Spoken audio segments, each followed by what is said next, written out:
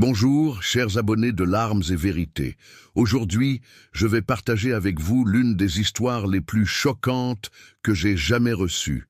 Une histoire de famille, d'avidité et de comment la mort peut révéler qui sont vraiment les gens.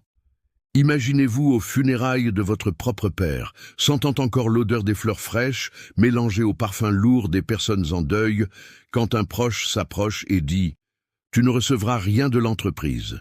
Voici l'histoire de Camille, une jeune femme de 28 ans qui a découvert le pire jour de sa vie, que nous ne pouvons pas toujours faire confiance aux gens que nous appelons famille.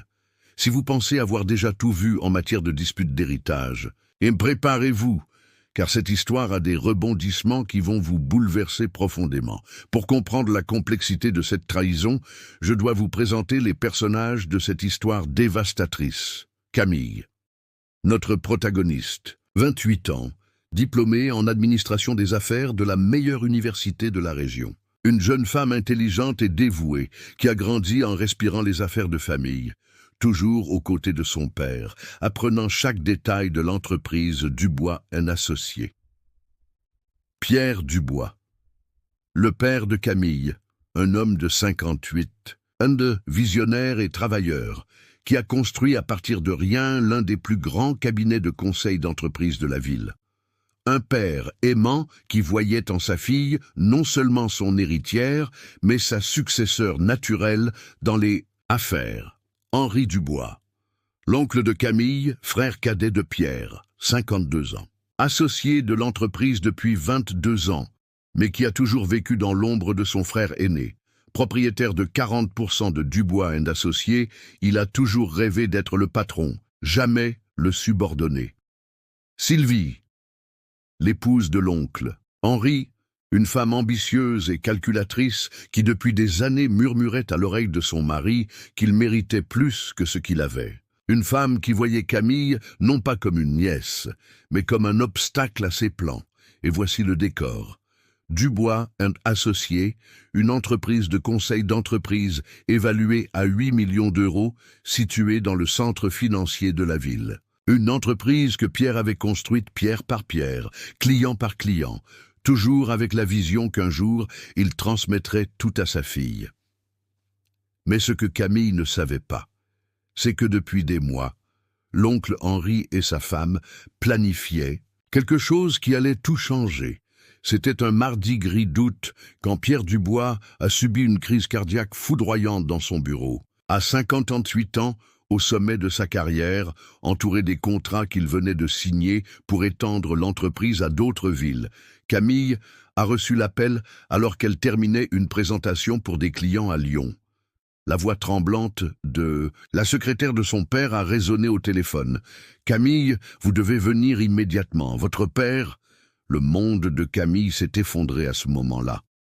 Elle a pris le premier vol de retour, mais quand elle est arrivée à l'hôpital, il était déjà trop tard. Pierre était parti, laissant derrière lui une entreprise prospère, une fille dévastée et des secrets qui allaient bientôt éclater au grand jour. Les funérailles ont été organisées le vendredi suivant. Les pompes funèbres Martineau, les plus traditionnelles de la ville, étaient bondées. L'odeur des chrysanthèmes blancs et des roses rouges envahissait l'atmosphère, mélangée au parfum discret des personnes en deuil et à l'arôme de café qui venait du salon de réception. Camille portait une robe noire simple, la même qu'elle avait achetée pour sa remise de diplôme. Elle n'avait jamais imaginé qu'elle la porterait pour dire adieu à son père. Ses yeux étaient gonflés à force de pleurer, mais elle restait digne, recevant les condoléances avec la dignité dont son père aurait été fier. Des clients importants étaient là, des fournisseurs, des employés de l'entreprise, des amis de longue date. Tous parlaient de la même chose. Comme Pierre était un homme intègre, comme il avait construit quelque chose de grandiose, comme Camille était sa plus grande réussite. L'oncle, Henri, était présent, bien sûr, portant un costume cher, la cravate parfaitement alignée, saluant les gens avec ce sourire qui n'atteignait jamais ses yeux. Sylvie à ses côtés, en robe noire de créateur, murmurant des commentaires à l'oreille de son mari chaque fois qu'elle pensait que personne ne regardait. Pendant la cérémonie, Camille a remarqué quelque chose d'étrange. L'oncle Henri ne semblait pas dévasté par la mort de son frère. Il semblait anxieux, comme quelqu'un qui attend que quelque chose d'important se produise. La réception après l'enterrement a eu lieu chez Pierre, un manoir de 2 étages dans le quartier, le plus chic de la ville. La maison où Camille avait grandi, où elle avait eu ses premières leçons d'affaires, dans le bureau de son père, où ils avaient rêvé ensemble de l'avenir de l'entreprise. Des parents éloignés grignotaient des canapés et parlaient à voix basse dans le salon. L'odeur de la nourriture faite maison venait de la cuisine, où les voisines avaient organisé un buffet pour la famille. C'était ce mélange étrange de deuil et de vie sociale qui arrive lors des funérailles, des gens essayant d'être normaux dans un moment absolument anormal. Camille circulait dans la maison comme un fantôme, remerciant pour les condoléances, acceptant les étreintes de personnes qu'elle n'avait pas vues depuis des années, essayant de digérer qu'elle n'entendrait plus jamais la voix de son père, l'appelant par son nom. C'est quand elle était prête, des arrangements floraux, essayant de trouver un moment de silence au milieu du brouhaha, que l'oncle Henri s'est approché. Il a posé une main lourde sur l'épaule de Camille. Pour toute personne qui observait, cela semblait un geste de réconfort, un oncle prenant soin de sa nièce orpheline. Mais Camille a senti quelque chose de différent dans ce contact. Il y avait quelque chose de possessif, presque menaçant.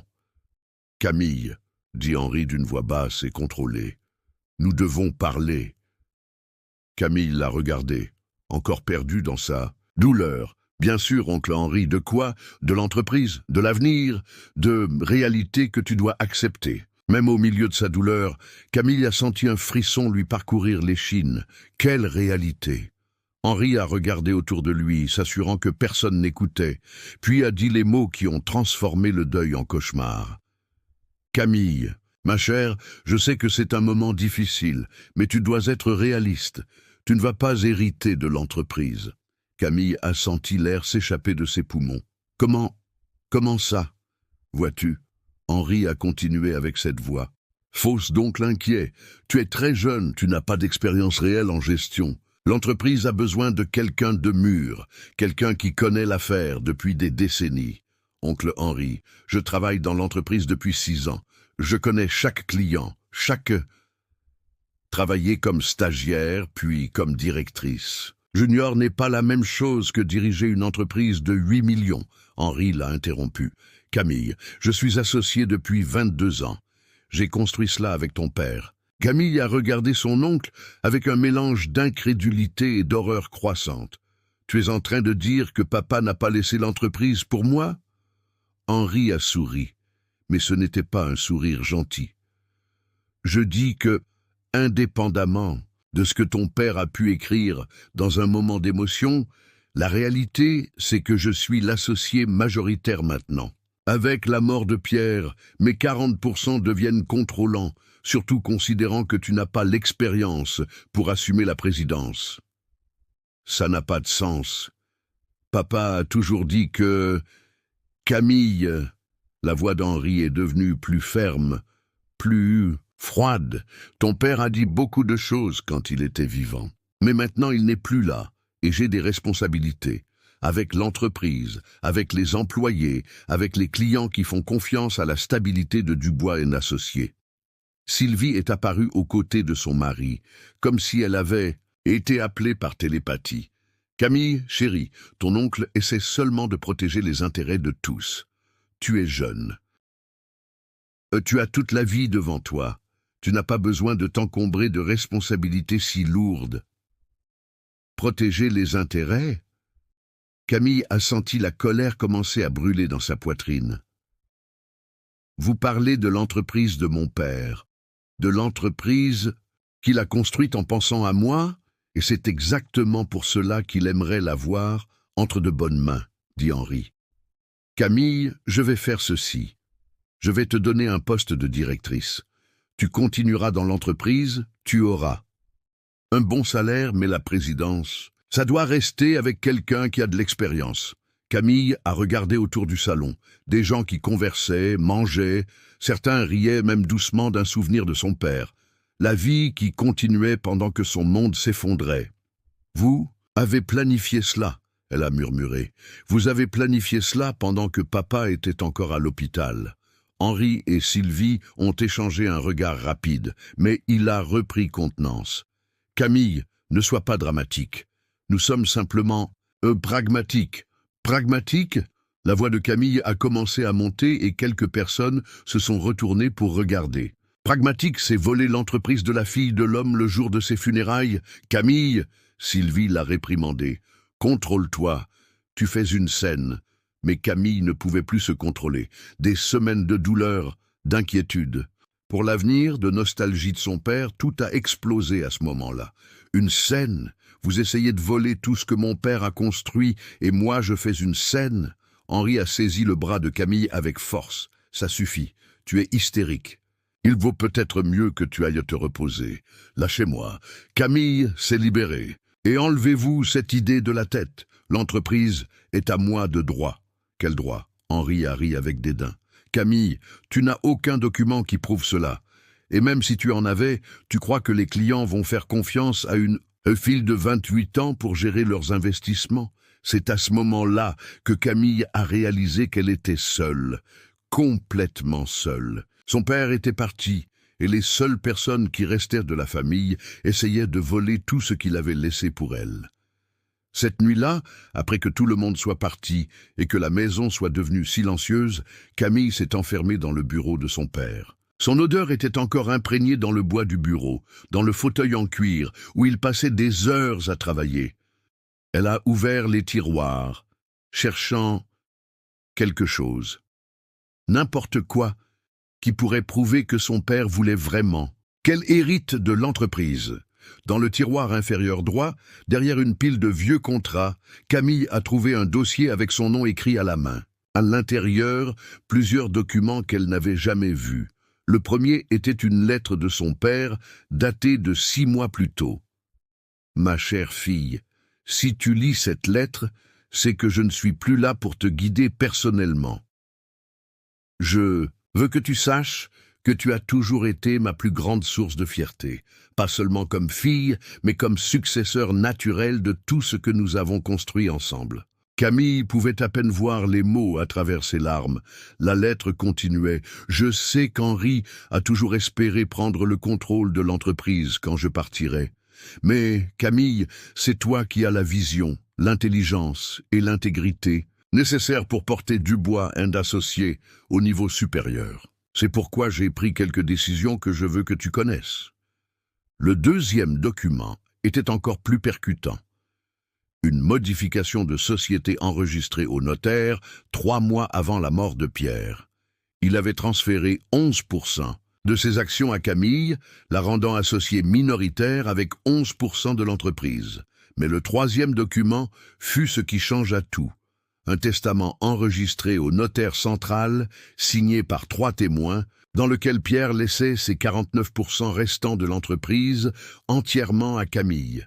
Avec les 11% qu'elle possédait déjà et les 49% de l'héritage, Camille deviendrait propriétaire de 60% de Dubois & Associés. Elle serait officiellement l'associé majoritaire. Henri continuerait avec ses 40%, mais serait subordonné à elle. Mais il y avait plus. Avec le testament, Pierre avait laissé des documents détaillant des irrégularités qu'il avait découvertes dans les comptes gérés par Henri. Des retraits non autorisés, des contrats signés sans approbation, des clients personnels dirigés vers des entreprises parallèles de l'oncle. Pierre avait découvert qu'Henri était, littéralement, en train de voler l'entreprise depuis des années. À la fin du dossier, une dernière lettre, celle-ci plus récente, datée de seulement 2 semaines avant la mort. « Camille, si quelque chose m'arrive avant que je puisse parler à Henri de ses activités douteuses, je veux que tu saches que tu as tout le droit, légal, de prendre le contrôle total de l'entreprise. Plus que cela, tu as l'obligation de protéger ce que nous avons construit ensemble. Henri n'est plus l'homme que je pensais connaître.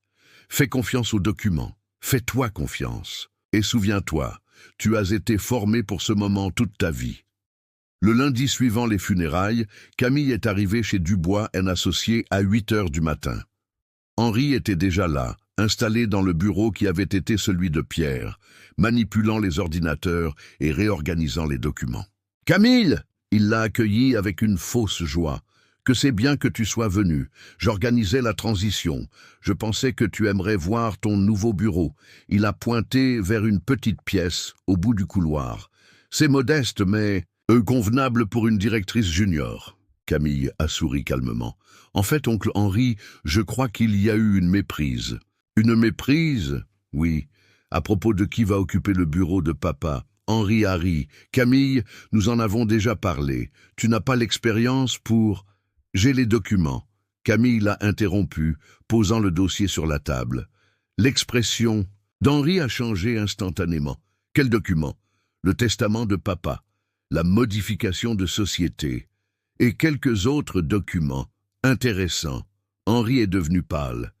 Camille, je ne sais pas de quoi tu parles. Je parle des 60%, de l'entreprise que papa m'a laissée, des 11% qu'il m'avait déjà transférés de son vivant, et aussi des irrégularités qu'il a découvertes dans ta gestion financière. Le silence dans le bureau fut sépulcral. Tu ne peux rien prouver, Henri a murmuré. Si, je peux. Papa était très méticuleux. Il a tout documenté. Chaque retrait, non autorisé, chaque client que tu as dirigé vers tes entreprises parallèles, chaque irrégularité des 5 dernières années. Sylvie, qui était arrivée entre-temps, est entrée dans le bureau. De quoi vous parlez? Nous parlons de changement de direction, dit Camille, regardant directement Henri. À partir d'aujourd'hui, j'assume la présidence de Dubois, un associé. Vous deux avez 2 options. Accepter la nouvelle réalité ou faire face à un procès pour détournement de fonds. Henri a tenté une dernière carte. Camille, même si tu as ces documents, tu crois que les employés, les clients, vont accepter une fille inexpérimentée comme présidente? Camille a souri. Nous allons voir.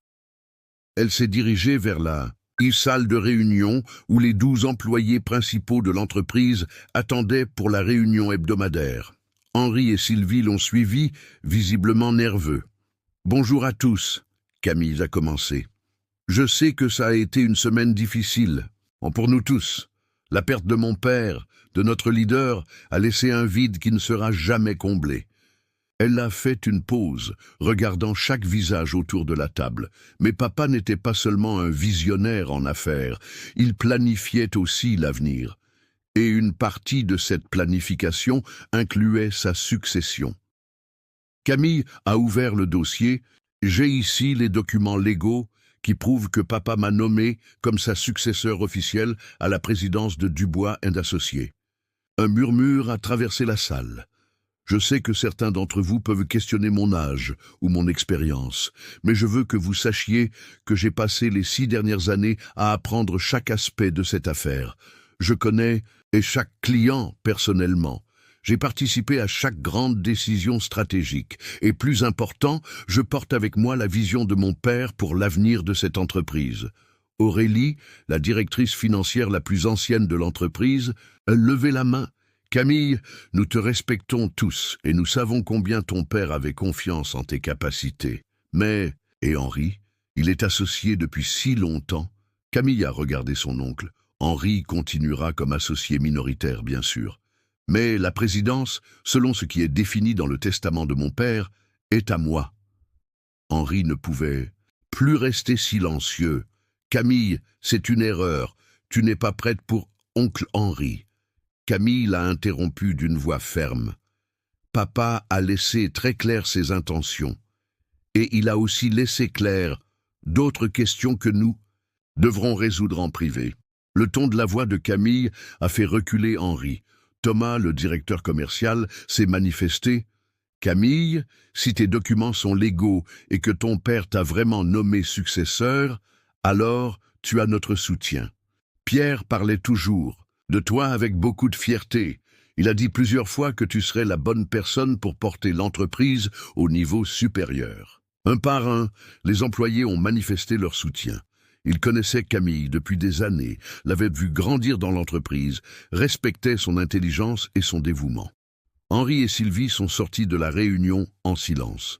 3 mois se sont écoulés. Camille a officiellement assumé la présidence de Dubois & Associés. Sous son leadership, l'entreprise a signé les plus gros contrats de son histoire. Elle a implémenté de nouvelles technologies, élargi le portefeuille de services et, plus important, maintenu la culture d'intégrité que son père avait construite.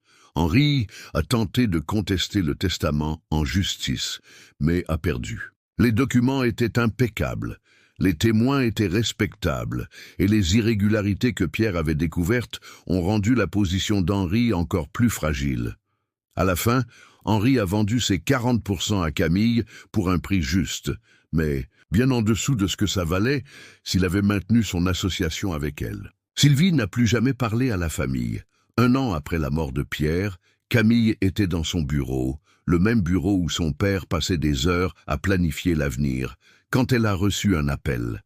C'était le plus grand groupe d'entreprises de la région, offrant une proposition d'acquisition de Dubois & Associés pour 15 millions d'euros, 3 fois plus que ce que valait l'entreprise quand Pierre est mort. Camille a regardé la photo de son père sur le bureau et a murmuré « Papa, je crois que tu serais fier ».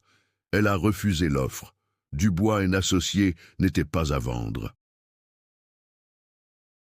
6 mois plus tard, Henri a appelé. Il traversait des difficultés financières et a demandé si Camille pourrait lui donner un emploi dans l'entreprise. Camille a réfléchi longuement avant de répondre « Oncle Henri, il y a des postes de consultant. Juniors. Si tu es intéressé, tu peux envoyer ton CV. » Il a raccroché sans rien dire de plus. Aujourd'hui, 5 ans plus tard, Camille dirige l'un des plus grands cabinets de conseil d'entreprise de la région. L'entreprise a des filiales dans 3 régions, plus de 100 employés et un chiffre d'affaires annuel de 50 millions.